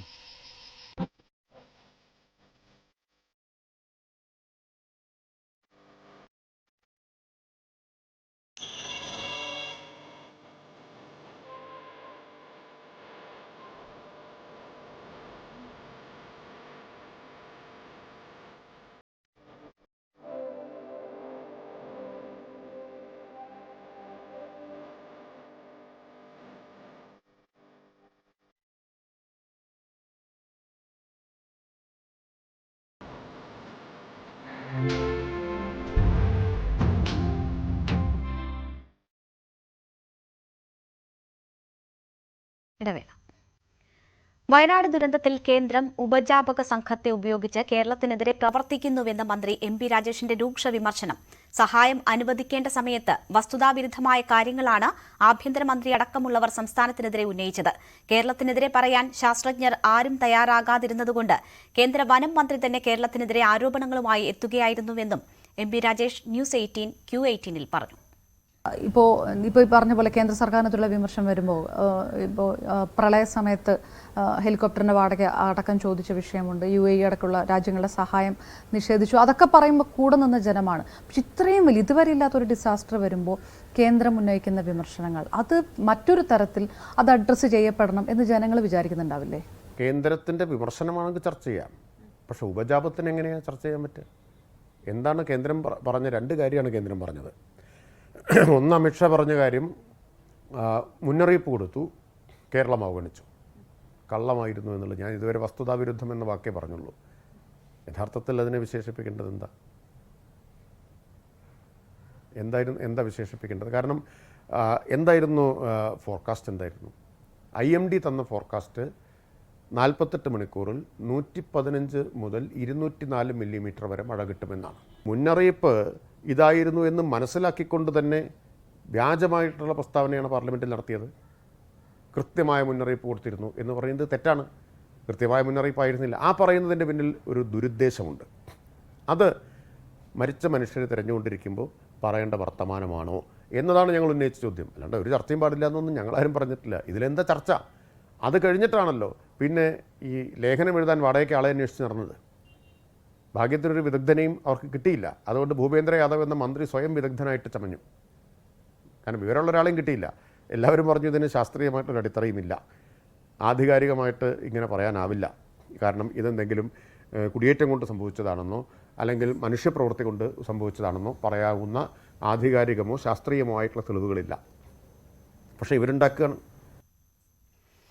റീബിൽഡ് വയനാടിൽ തൊഴിലിന് പ്രഥമ പരിഗണന നൽകുമെന്നും മന്ത്രി MP രാജേഷ്. കുടുംബശ്രീ വഴി അടിയന്തര പുനരുജ്ജീവനം നടപ്പിലാക്കും. കൃഷി ഉൾപ്പെടെയുള്ള തൊഴിൽ മേഖലകൾക്ക് പ്രാധാന്യം നൽകിക്കൊണ്ടുള്ള പുനരധിവാസ പദ്ധതിയാണ് വയനാട്ടിൽ നടപ്പാക്കുകയെന്നും മന്ത്രി പറഞ്ഞു. ദുരന്തബാധിതരുമായി ചർച്ച നടത്തിയ ശേഷം അവരുടെ ആവശ്യങ്ങൾക്കനുസൃതമായാണ് പുനരധിവാസ പദ്ധതിയുടെ രൂപരേഖ തയ്യാറാക്കുകയെന്നും മന്ത്രി പറഞ്ഞു. ഇപ്പോൾ ദുരന്തത്തിനിരയായവർക്കുള്ള ഒരു ഉപജീവന പദ്ധതിയാണ്, ലൈവ്ലിഹുഡ് പ്ലാൻ കുടുംബശ്രീ ആവിഷ്കരിക്കുകയാണ്. ആ ലൈവ്ലിഹുഡ് പ്ലാൻ എന്ന് പറഞ്ഞാൽ ഓരോ ഇൻഡിവിജ്വലിനും സ്പെസിഫിക് ആയിട്ടുള്ള മൈക്രോ പ്ലാനാണ്. കാരണം ഓരോ ഇൻഡിവിജ്വലിൻ്റെയും അവസ്ഥ മനസ്സിലാക്കി സാഹചര്യങ്ങളും റിക്വയർമെൻറ്റ്സും മനസ്സിലാക്കിക്കൊണ്ടുള്ള ഒരു ലൈവ്ലിഹുഡ് പ്ലാനാണ്. അങ്ങനെ ഒരു ലൈവ്ലിഹുഡ് പ്ലാൻ വലിയ തോതിൽ ആവിഷ്കരിച്ച് നടപ്പാക്കുന്ന സംസ്ഥാനമാണ് കേരളം. അതിദാരിദ്ര്യ നിർമ്മാർജ്ജന പദ്ധതി. ചെറിയൊരു ക്ലാരിഫിക്കേഷൻ അതിൽ ചോദിച്ചോട്ടെ. അത് തൊഴിൽ കൊടുക്കുക എന്നുള്ളൊരു പ്രയോറിറ്റി അതിനകത്തുണ്ട്. പക്ഷേ അപ്പോഴും കുടുംബശ്രീ വഴിയുള്ള ലൈവ്ലിഹുഡ് എന്ന് പറയുമ്പോൾ ഈ അടിയന്തരമാണ് ഞാൻ പറഞ്ഞത്. മറ്റ് റീഹാബിലിറ്റേഷൻ്റെ ഭാഗമായിട്ടല്ല, ഇമ്മീഡിയറ്റ് ആയിട്ട് ക്യാമ്പുകളിൽ നിന്നൊക്കെ ആളുകൾ പുറത്തു വരുന്ന സമയത്തേക്ക് ഉള്ള ഒരു ഇമ്മീഡിയറ്റ് പ്ലാൻ ആണ് ഞങ്ങൾ ആലോചിച്ചത്. അതിലൊന്ന് കുടുംബശ്രീ വഴിയുള്ള ഈ വ്യക്തിഗതമായിട്ടുള്ള മൈക്രോ പ്ലാനുകളുടെ അടിസ്ഥാനത്തിലുള്ള ഉപജീവന പരിപാടി. പിന്നെ തൊഴിലുറപ്പ്. ഇപ്പോൾ 100 തൊഴിൽ ദിനമാണല്ലോ നിയമപ്രകാരം ലഭ്യമായിട്ടുള്ളത്. ഈ ഡിസാസ്റ്റർ ബാധിതമായിട്ടുള്ള ഈ പ്രദേശങ്ങളിൽ 180 തൊഴിൽ ദിനങ്ങൾ നൽകാനുള്ള ഒരു നടപടി സർക്കാർ സ്വീകരിച്ചിട്ടുണ്ട്. കേരളത്തിന് തനതായ കാലാവസ്ഥാ മുന്നറിയിപ്പ് സംവിധാനം നടപ്പാക്കുമെന്ന് മന്ത്രി MP രാജേഷ്. ക്യുസാറ്റ് അടക്കമുള്ളവയുടെ പങ്കാളിത്തം ഉറപ്പുവരുത്തിക്കൊണ്ടാണ് AI കാലാവസ്ഥാ മുന്നറിയിപ്പ് സംവിധാനത്തിലേക്ക് കടക്കാൻ കേരളം ആലോചിക്കുന്നതെന്നും അദ്ദേഹം പറഞ്ഞു. ഇപ്പം നമ്മൾ പ്രധാനമായിട്ട് ആശ്രയിക്കുന്നത് IMDയെയും അതുപോലെ തന്നെ നമ്മുടെ ജിയോളജിക്കൽ സർവേ ഓഫ് ഇന്ത്യ ഇവരൊക്കെ തരുന്ന മുന്നറിയിപ്പുകളെയാണ്. അതിന് പുറമെ നമുക്ക് പ്രാദേശികമായിട്ട് തന്നെ ഇത്തരം മുന്നറിയിപ്പുകൾ ലഭിക്കാൻ പറ്റുന്ന അല്ലെങ്കിൽ കിട്ടുന്ന വിവരങ്ങളെ ഡൗൺ സ്കെയിൽ ചെയ്ത് പ്രാദേശികമായിട്ട് ഉപയോഗിക്കാൻ പറ്റുന്ന തരത്തിലുള്ള സംവിധാനങ്ങൾ ഉണ്ടാവേണ്ടതുണ്ട്. നമ്മുടെ ഇവിടെ തന്നെയുള്ള സർവകലാശാലകൾ, ശാസ്ത്ര ഗവേഷണ സ്ഥാപനങ്ങൾ അവരുടെയൊക്കെ അറിവിനെയും വൈദഗ്ധ്യത്തെയും ഗവേഷണങ്ങളെയും ഒക്കെ എങ്ങനെ ഇതിന് ഉപയോഗിക്കാം തുടങ്ങിയ കാര്യങ്ങൾ തീർച്ചയായിട്ടും കേരളത്തിന് ഭാവിയിൽ ആലോചിക്കേണ്ടി വരും. ഭാവിയിലല്ല, ഇപ്പോൾ തന്നെ ആലോചിക്കേണ്ടി വരും. ഇപ്പോൾ ക്യുസാറ്റൊക്കെ പോലുള്ള സർവകലാശാലകളുണ്ട്. അപ്പോൾ ധാരാളം ഗവേഷണ സ്ഥാപനങ്ങളുണ്ട്. അപ്പോൾ അവരുടെ ഈ വൈദഗ്ധ്യം, ഗവേഷണം ഇതെല്ലാം നമുക്ക് എങ്ങനെ ഉപയോഗപ്പെടുത്താം. ഗവൺമെൻറ്റിൻ്റെ പരിഗണനയിൽ കാര്യങ്ങളെല്ലാം ഉണ്ടെന്ന് മുഖ്യമന്ത്രി ഇതിനകം തന്നെ വ്യക്തമാക്കി കഴിഞ്ഞിട്ടുള്ള കാര്യങ്ങളാണ്. മുല്ലപ്പെരിയാർ അണക്കെട്ടിനെ കുറിച്ച് ആശങ്ക വേണ്ടെന്ന് മുഖ്യമന്ത്രി. മുല്ലപ്പെരിയാറിനെ കുറിച്ച് കേരളത്തിന് വ്യക്തമായ നിലപാടുണ്ട്. അണക്കെട്ടിന്റെ സുരക്ഷയിൽ ആശങ്കയില്ലെന്നും മുഖ്യമന്ത്രി പറഞ്ഞു. ഇപ്പൊ പ്രത്യേക ആശങ്കയ്ക്ക് അടിസ്ഥാനമില്ല. പക്ഷേ നമ്മൾ അവിടുത്തെ അതിന്റെ കാര്യത്തിൽ മുല്ലപ്പെരിയാറിന്റെ കാര്യത്തിൽ സംസ്ഥാന ഗവൺമെന്റ് നേരത്തെ സ്വീകരിച്ചു വരുന്ന സമീപനങ്ങളുണ്ടല്ലോ, ആ സമീപനം സർക്കാർ തുറന്നു പോവുക തന്നെയാണ്. ഇപ്പൊ പെട്ടെന്ന് തന്നെ എന്തെങ്കിലും സംഭവിക്കാൻ പോകുന്നു എന്ന തരത്തിലുള്ള ഒരാശങ്കയും ഉണ്ടാകേണ്ടതായിട്ടില്ല. വഖഫ് ബിൽ സംയുക്ത പാർലമെന്ററി സമിതിക്ക് വിട്ടു. പ്രതിപക്ഷത്തിന്റെ ആവശ്യത്തെ തുടർന്നാണ് തീരുമാനം. വഖഫ് ബില്ലിൽ രൂക്ഷ വിമർശനമാണ് പ്രതിപക്ഷം സഭയിൽ ഉന്നയിച്ചത്. വഖഫ് ബിൽ ഭരണഘടനയ്ക്ക് മേലുള്ള ആക്രമണമെന്നാണ് കെ.സി. വേണുഗോപാൽ സഭയിൽ പറഞ്ഞത്. ഭരണഘടനയുടെ ശക്തമായ ലംഘനമാണ് നടക്കുന്നതെന്ന് കേരളത്തിൽ നിന്നുള്ള എംപിമാരായ ഇ.ടി. മുഹമ്മദ് ബഷീറും N.K. പ്രേമചന്ദ്രനും വിമർശിച്ചു. ബിൽ മതസ്വാതന്ത്ര്യത്തിനെതിരെന്ന് തൃണമൂൽ കോൺഗ്രസും ന്യൂനപക്ഷങ്ങൾക്കെതിരാണെന്ന് DMK-യും വ്യക്തമാക്കി. വഖഫ് ബോർഡ് ആരാധനാലയം അല്ലെന്നായിരുന്നു വിമർശനങ്ങൾക്ക് കേന്ദ്രമന്ത്രി രാജീവ് രഞ്ജൻ സിംഗിന്റെ മറുപടി. ബിൽ മുസ്ലിം വിരുദ്ധമല്ലെന്നും കേന്ദ്രം മതസ്ഥാപനങ്ങളുടെ സ്വാതന്ത്ര്യത്തിൽ കൈകടത്തില്ലെന്നും കേന്ദ്രമന്ത്രി കിരൺ റിജിജുവും വ്യക്തമാക്കി. किसी का हक छीनना तो बात छोड़ दीजिए, जिनको हक नहीं मिला है उनको हक देने के लिए ये बिल लाया गया है. इसमें महिलाओं के लिए, बच्चों के लिए और मुसलमान समाज में जो पिछड़े हैं, जिसको आज तक कभी मौका नहीं मिला, जिसको दबा के रखा हुआ है, उनको जगह देने के लिए ये बिल लाया गया है. I would like to ask a question to the government. Whether we think about the Supreme Court constitute the board of Ayodhya, whether anybody can think that a non-Hindu be the part of Ayodhya Mandir board, sir? Sir, we are believing in, sir, I told that. Guruvayur temple, there is a temple Devasam board. Anybody can believe that that temple Devasam board can have non-Hindu? Sir, this is only this provision, anybody, non-Muslims also be part of Waqf Council, is directly an attack on the faith and freedom of religion. Directly. Sir, that we are talking about, you are telling we are the constitution. When we are showing the constitution, you are telling you people are protecting the constitution. This is a fundamental attack on constitution. This bill is a fundamental. Now you are going for Muslims. Next you will go for Christians. Next you will go for Jain. Next you will go for Parsi. Next you will go for. Therefore, there is a fundamental principle. You cannot go with the Hindu. There in our tradition, what is the tradition of Indian? What is the culture of Indian? We are believing the culture and tradition of Indian, Bharat. Respect each other's faith. I told you, we are Hindu, sir. We are a believer. But same time, we are respecting the faith of other religions also. Angamaly Sabari റെയിൽപാത സംബന്ധിച്ച് കേന്ദ്രമന്ത്രിയുടേത് വസ്തുതാവിരുദ്ധമായ പ്രസ്താവനയെന്ന് മുഖ്യമന്ത്രി. രാഷ്ട്രീയ പ്രേരിത പ്രസ്താവനയാണത്. ജനങ്ങളെ തെറ്റിദ്ധരിപ്പിക്കലാണ് ലക്ഷ്യം. കേന്ദ്ര സർക്കാരും റെയിൽവേയും നിർവഹിക്കേണ്ട ഉത്തരവാദിത്തമുണ്ട്. അതിൽ നിന്ന് ഒളിച്ചോട്ടത്തിന്റെ മാർഗമാണ് അദ്ദേഹം സ്വീകരിച്ചത്. ചെങ്ങന്നൂർ പമ്പ പാതയുൾപ്പെടെ ഒന്നിനും സംസ്ഥാനം എതിരല്ല. നേരത്തെ പ്രഖ്യാപിച്ച പദ്ധതി നടപ്പാക്കാതെ വിരുദ്ധമായ കാര്യങ്ങൾ പ്രചരിപ്പിക്കാനാണ് കേന്ദ്രമന്ത്രി ശ്രമിച്ചതെന്നും മുഖ്യമന്ത്രി പറഞ്ഞു. അദ്ദേഹം പറഞ്ഞതെല്ലാവരുടെയും ശ്രദ്ധയിലുണ്ടല്ലോ. അത് നിർഭാഗ്യകരമായ ഒരു സ്റ്റേറ്റ്മെന്റ് ആയിട്ടാണ് കാണാൻ സാധിക്കുക. ഇപ്പോ തീർത്തും വസ്തുതകൾക്ക് നിരക്കുന്നതല്ല, അതേസമയം രാഷ്ട്രീയ പ്രേരിതമായ ഒരു പ്രസ്താവനയുമാണ് കേന്ദ്ര റെയിൽ മന്ത്രിയുടെ ഭാഗത്തുണ്ടായത്. അദ്ദേഹത്തിന്റെ ഉദ്ദേശം ജനങ്ങളെ തെറ്റിദ്ധരിപ്പിക്കലാണ് എന്ന് വ്യക്തമാണ്. കേന്ദ്ര ഗവൺമെന്റ് നിർവഹിക്കേണ്ട ഉത്തരവാദിത്തമുണ്ട്, റെയിൽവേ നിർവഹിക്കേണ്ട ഉത്തരവാദിത്തമുണ്ട്. ആ നിർവഹിക്കേണ്ട ഉത്തരവാദിത്തത്തിൽ നിന്ന് ഒരു തരത്തിലുള്ള ഒളിച്ചോട്ടത്തിന്റെ മാർഗമാണ് അദ്ദേഹം സ്വീകരിച്ചിട്ടുള്ളത്. ഇപ്പം നമുക്കെല്ലാവർക്കും ഓർമ്മയുള്ളതാണ് 1997-98 റെയിൽവേ ബജറ്റിലാണ് ഈ അങ്കമാലി ശബരി പാത പ്രഖ്യാപിക്കുന്നത്. ആ കാലം മുതൽ എല്ലാ പിന്തുണയും സംസ്ഥാന സർക്കാർ നൽകിയതാണ്. പക്ഷേ പോസിറ്റീവായ സമീപനം ഇക്കാര്യത്തിൽ കേന്ദ്രത്തിൽ നിന്നുണ്ടായില്ല എന്നതാണ് നമ്മുടെ ദുരനുഭവം. ഇത് ഇക്കാര്യത്തിൽ മാത്രമല്ല, റെയിൽവേയുമായി ബന്ധപ്പെട്ട എല്ലാ കാര്യത്തിലും കേരളത്തിനുള്ളത് ദുരനുഭവമാണ് എന്ന് എല്ലാവർക്കും അറിയുകയും ചെയ്യാം. വിരമിക്കൽ പ്രഖ്യാപിച്ച വിനേഷ് ഫോഗട്ട്.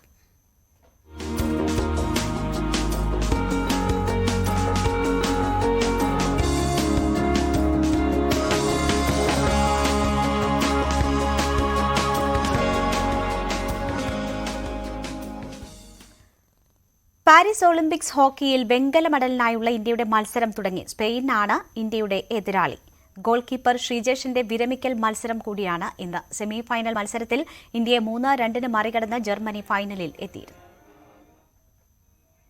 നമുക്കറിയാം, ശ്രീജേഷ് മത്സരിക്കാൻ ഇറങ്ങുമ്പോഴൊക്കെ ഭാര്യയും കുടുംബാംഗങ്ങളും ഒക്കെ വലിയ രീതിയിൽ പ്രാർത്ഥനയും ഒക്കെ ആയിട്ട് ആ കളി തീരുന്നിടം വരെ തുടരും എന്നൊക്കെ വായിച്ചറിഞ്ഞിട്ടുണ്ട്.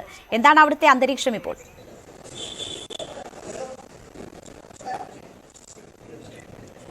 രേണുക, എന്തായാലും വലിയ ആവേശത്തിലാണ് ശ്രീജേഷിന്റെ അച്ഛനും അമ്മയും ഭാര്യയും മക്കളും ഒക്കെ. നമുക്ക് ദൃശ്യങ്ങൾ കാണാം. ഇവരുടെ കുടുംബം എല്ലാവരും ശ്രീജേഷിന്റെ വീട്ടിലെത്തിയിട്ടുണ്ട്. ഈ കളി ആരംഭിക്കുന്നതിന് മുൻപ് ശ്രീജേഷ് അച്ഛനെ വീഡിയോ കോളിൽ വിളിച്ച് എല്ലാ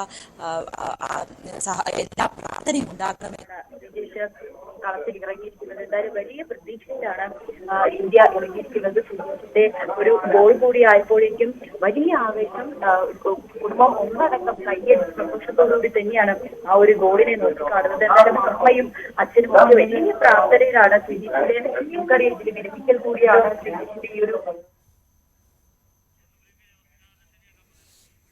നവമി ദിനേശാണ് അവിടെ നിന്ന് വിവരങ്ങൾ നൽകുന്നത്. ശ്രീജേഷിന്റെ കുടുംബാംഗങ്ങളൊക്കെയും ഉണ്ട്. എല്ലാവരും മത്സരം കാണുകയാണ്.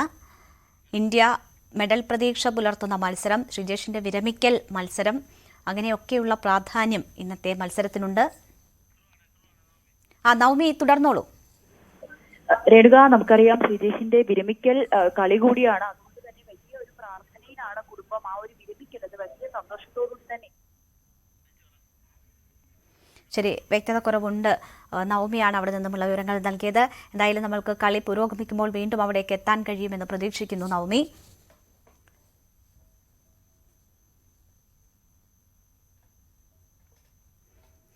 പാരീസ് ഒളിമ്പിക്സ് ഹോക്കിയിൽ വെങ്കല മെഡലിനായുള്ള ഇന്ത്യയുടെ മത്സരം തുടങ്ങി. സ്പെയിനാണ് ഇന്ത്യയുടെ എതിരാളി. അവിടെ ശ്രീജേഷിന്റെ വീട്ടിൽ നിന്നുമുള്ള ദൃശ്യങ്ങൾ കൂടിയാണ് നമ്മൾ കണ്ടത്.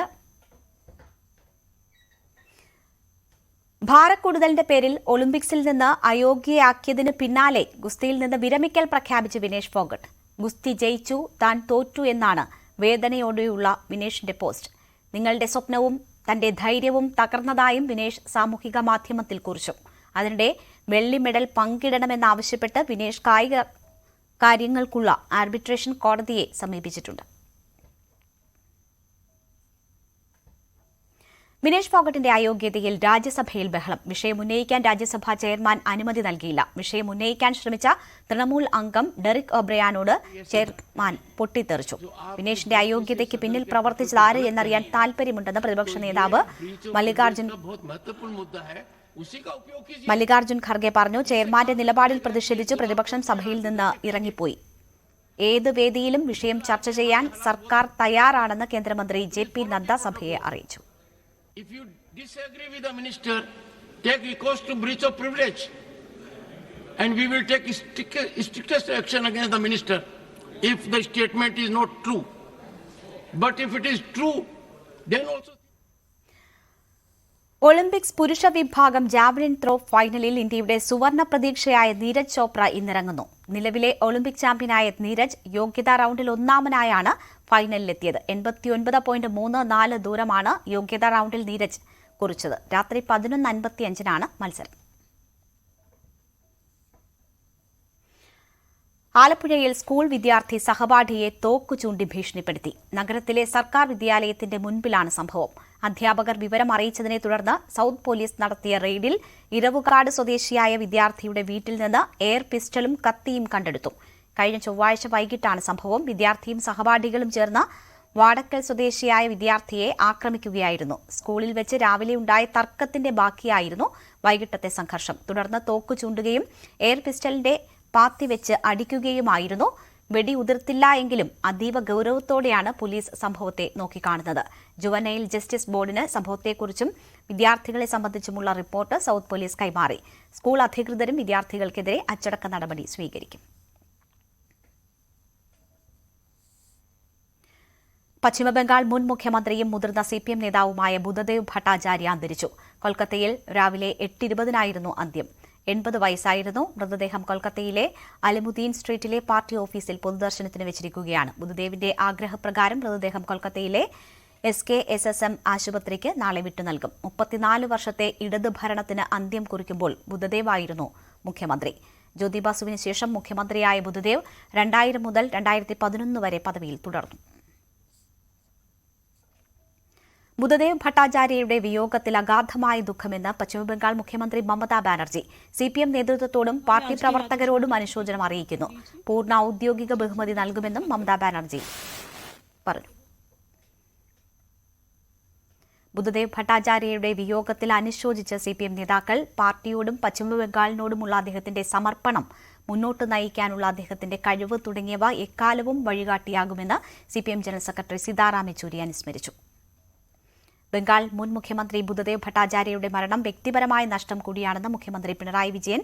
CPM കേന്ദ്ര കമ്മിറ്റിയിലും പൊളിറ്റ് ബ്യൂറോയിലും ബുദ്ധദേവിനൊപ്പം പ്രവർത്തിച്ചത് മുഖ്യമന്ത്രി ഓർത്തു. ബംഗാളിനെ പുതിയ നാടാക്കി രൂപീകരിച്ച വിപ്ലവകാരിയെയാണ് നഷ്ടപ്പെട്ടതെന്നും CPM സംസ്ഥാന സെക്രട്ടറി MV ഗോവിന്ദൻ അനുശോചിച്ചു.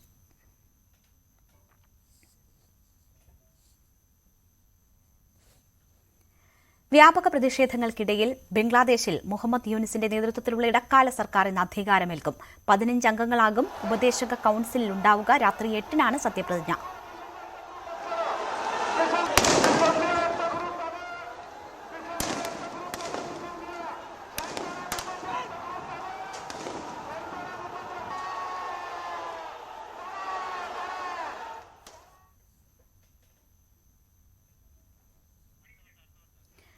പെരിന്തൽമണ്ണ തെരഞ്ഞെടുപ്പ് കേസിൽ നജീബ് കാന്തപുരത്തിന് ആശ്വാസം. തെരഞ്ഞെടുപ്പ് റദ്ദാക്കണമെന്ന ഹർജി തള്ളിയ ഹൈക്കോടതി നജീബ് കാന്തപുരത്തിന്റെ വിജയം ശരിവച്ചു. 348 സ്പെഷ്യൽ തപാൽ വോട്ടുകൾ അസാധുവാക്കിയ തെരഞ്ഞെടുപ്പ് ഉദ്യോഗസ്ഥരുടെ നടപടി ചോദ്യം ചെയ്ത് ഇടത് സ്വതന്ത്ര സ്ഥാനാർത്ഥി KPM മുസ്തഫ സമർപ്പിച്ച ഹർജിയാണ് തള്ളിയത്.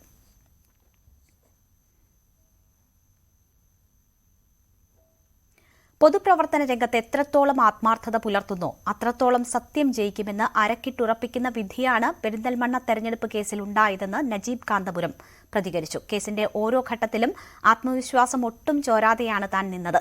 ജനങ്ങളുടെ പിന്തുണ തനിക്കുണ്ടെന്ന് ഉറപ്പായിരുന്നുവെന്നും നജീബ് കാന്തപുരം പറഞ്ഞു.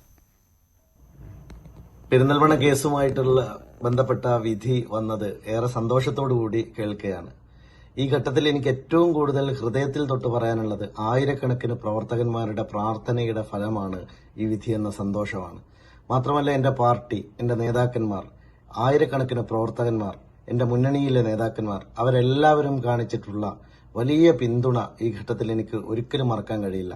കേസിന്റെ ഓരോ ഘട്ടത്തിലും ആത്മവിശ്വാസം ഒട്ടും ചോരാതെയാണ് ഞാൻ നിന്നിട്ടുള്ളത്. കാരണം സത്യമുണ്ട് എന്ന ഉറപ്പ് എനിക്കുണ്ടായിരുന്നു. ജനങ്ങളുടെ പിന്തുണ എനിക്ക് ലഭ്യമായിട്ടുണ്ട് എന്ന ഉറച്ച വിശ്വാസം ഉണ്ടായിരുന്നു.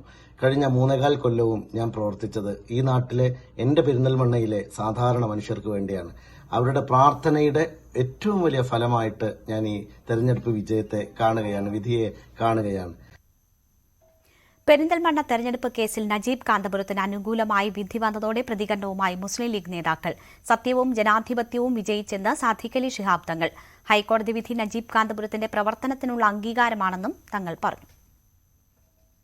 നജീബ് കാന്തപുരത്തിന് അദ്ദേഹത്തിനെതിരെ കൊടുത്തിട്ടുള്ള കേസിൽ നജീബ് കാന്തപുരത്തിന് അനുകൂലമായൊരു വിധി ഹൈക്കോടതിയിൽ നിന്ന് വന്നിട്ടുണ്ട് എന്നൊരു ആശ്വാസം നമുക്ക് ഈ സന്ദർഭത്തിൽ. സത്യം വിജയിച്ചിരിക്കുന്നു, ജനാധിപത്യം വിജയിച്ചിരിക്കുന്നു എന്ന് തന്നെയാണ് നമുക്ക് അതിനെക്കുറിച്ച് പറയുവാനുള്ളത്. MLA എന്നുള്ളവർക്ക് നജീബ് കഴിഞ്ഞ അദ്ദേഹത്തിന്റെ ഈ പ്രവർത്തന സമയത്ത് വളരെ ഗുണകരമായിട്ടുള്ള ഒരുപാട് കാര്യങ്ങൾ മണ്ഡലത്തിൽ ചെയ്തു നമുക്ക് അറിയാൻ സാധിക്കും. വിദ്യാഭ്യാസം, സാമൂഹ്യം, സാംസ്കാരികം, അതുപോലെ തന്നെ മറ്റ് തൊഴിൽപരം ഈ കാര്യങ്ങളിലൊക്കെ തന്നെ അതിനേക്കാളെല്ലാം ഉപരി വികസനപരമായിട്ടുള്ള കാര്യങ്ങളിലും നജീബ് കാന്തപുരം വലിയ തരത്തിൽ അവിടുത്തെ ജനങ്ങളെ സേവിച്ചു എന്ന് നമുക്ക് മനസ്സിലാക്കുവാൻ സാധിച്ചു. അപ്പം അതിനൊക്കെ കൂടിയുള്ളൊരു അംഗീകാരമായിട്ട് കൂടി ഈ കോടതി വിധിയെ നമുക്ക് കാണാവുന്നതാണ്.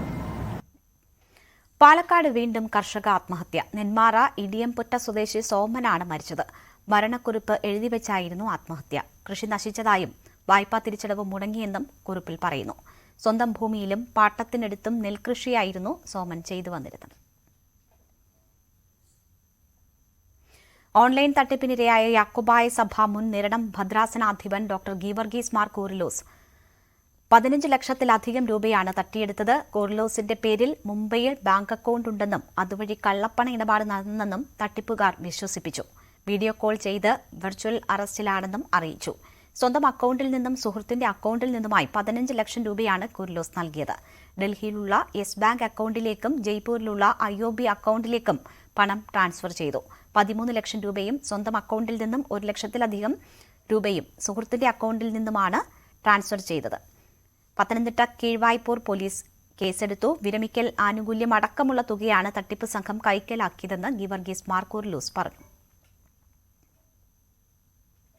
മാധ്യമങ്ങൾ കഴിഞ്ഞ ദിവസം റിപ്പോർട്ട് ചെയ്തതുപോലെ ഞാനൊരു ഓൺലൈൻ ചീറ്റിങ്ങിന് വിധേയനായി. അതിൻ്റെ ചില വിശദാംശങ്ങൾ മാധ്യമങ്ങളിലൊക്കെ വന്നിട്ടുണ്ട്. അതിൽ ചില പിശകുകളും റിപ്പോർട്ടിങ്ങിൽ വന്നിട്ടുണ്ട്. തട്ടിപ്പ് നടന്നു എന്നുള്ളത് ശരിയാണ്. എന്നാൽ അത് സെറ്റിൽമെന്റ് പണം അടച്ചു എന്നുള്ളത് ശരിയായ വാർത്തയല്ല. സെറ്റിൽമെന്റ് പണം അവരെന്നോട് ആവശ്യപ്പെട്ടിട്ടില്ല, കൊടുത്തിട്ടുമില്ല. മറിച്ച് ഞാനൊരു കേസിൽ ഉൾപ്പെട്ടിരിക്കുന്നു. വളരെ ചുരുക്കമായിട്ട് പറയാം. 2-ാം തീയതി ഉച്ച കഴിഞ്ഞ് മുംബൈ സൈബർ എന്ന കോളർ ID-യിലാണ് ഒരു ഫോൺ വരുന്നത്. ആ ഫോൺ വിളിച്ചിട്ട് എന്നോട് പറയുന്നത്, നിങ്ങൾക്ക് മുംബൈയിലെ ഒരു അക്കൗണ്ട് ഉണ്ട്, അത് നരേഷ് ഗോയൽ മണി ലോണ്ടറിങ് ഇൻസിഡന്റുമായിട്ട് ബന്ധപ്പെട്ട് അവിടെ മണി ലോണ്ടറിങ് നടക്കുന്നുണ്ട്. അങ്ങനെയാണ് പറഞ്ഞത്. അപ്പോൾ അതനുസരിച്ച് അവിടെ ഒരു FIR രജിസ്റ്റർ ചെയ്തൊരു കേസ് എടുത്തിട്ടുണ്ട്. ഇമീഡിയറ്റ് ആയിട്ട് ബോംബെ വരണമെന്നാണ് എന്നോട് ആവശ്യപ്പെടുന്നത്. അപ്പോൾ ഞാനത് ഫ്ലാറ്റ്ലി റിജക്റ്റ് ചെയ്തു. എനിക്ക് കേരളത്തിൽ മാത്രമേ അക്കൗണ്ട് ഉള്ളൂ, കേരളത്തിന് വെളിയിൽ അക്കൗണ്ട് ഇല്ല. ഇങ്ങനെ ഒരാളുമായിട്ട് എനിക്ക് ബന്ധമില്ല, ഞാൻ അദ്ദേഹത്തെ അറിയത്തു പോലുമില്ല എന്ന് പറഞ്ഞപ്പോൾ അവർ പറഞ്ഞു കേസ് നിലവിലുണ്ട്, അതുകൊണ്ട് അത് അഡ്രസ്സ് ചെയ്തേ പറ്റൂ. ഞാൻ വീണ്ടും അത് നിഷേധിച്ചെങ്കിലും പിന്നെ അവർ പറയുന്നത് ഒരുപക്ഷെ നിങ്ങളുടെ പേര് ID ആരെങ്കിലും ദുരുപയോഗം ചെയ്തതായിരിക്കാം. എല്ലാം ഇംഗ്ലീഷിലാണ് അവർ സംസാരിക്കുന്നത്. പക്ഷേ നിങ്ങളുടെ ID ആണ് ദുരുപയോഗം ചെയ്യപ്പെട്ടിരിക്കുന്നത്, നിങ്ങളുടെ പേരിലാണ് അക്കൗണ്ട്.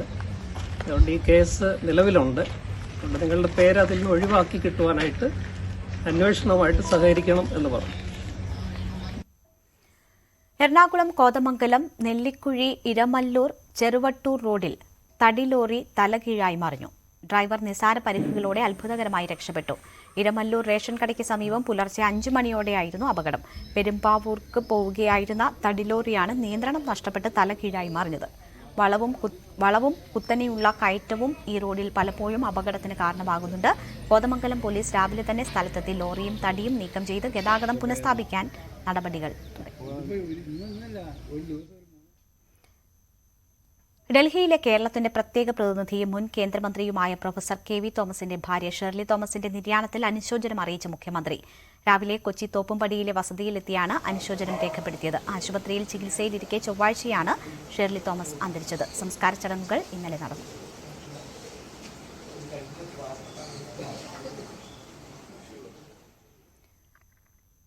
നെടുമ്പാശ്ശേരി വിമാനത്താവളത്തിൽ ആരോഗ്യ വിഭാഗം ഉദ്യോഗസ്ഥരുടെ ഒത്താശയോടെ സ്വർണം കടത്തിയത് 18 തവണയെന്ന് DRI. സ്വർണ്ണക്കടത്തിൽ കൂടുതൽ ഉദ്യോഗസ്ഥരുടെ അറസ്റ്റുണ്ടാകും. കൂടുതൽ ആരോഗ്യ വിഭാഗം ജീവനക്കാരെ ചോദ്യം ചെയ്തു. 5 ജീവനക്കാരെ നാളെ ചോദ്യം ചെയ്യും.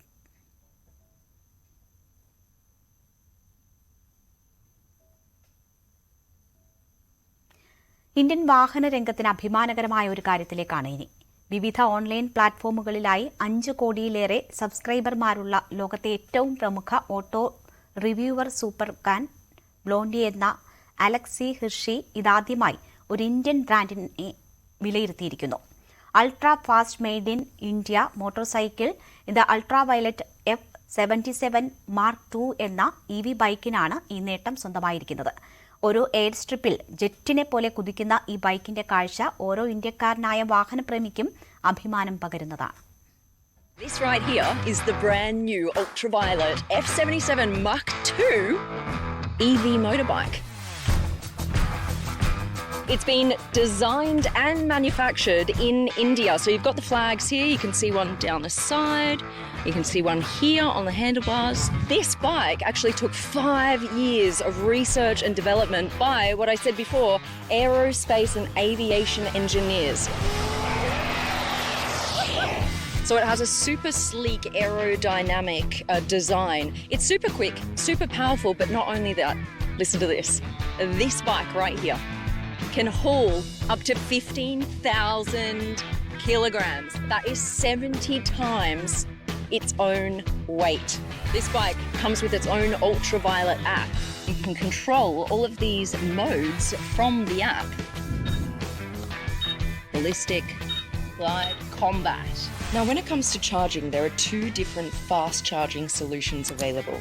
The Boost charger, which can charge from 20 to 80% in under 2 hours, and the Supernova, a faster solution that can charge from 20 to 80% in just under an hour. In terms of range, they can go for 323 kilometres, which is pretty insane for an EV motorbike.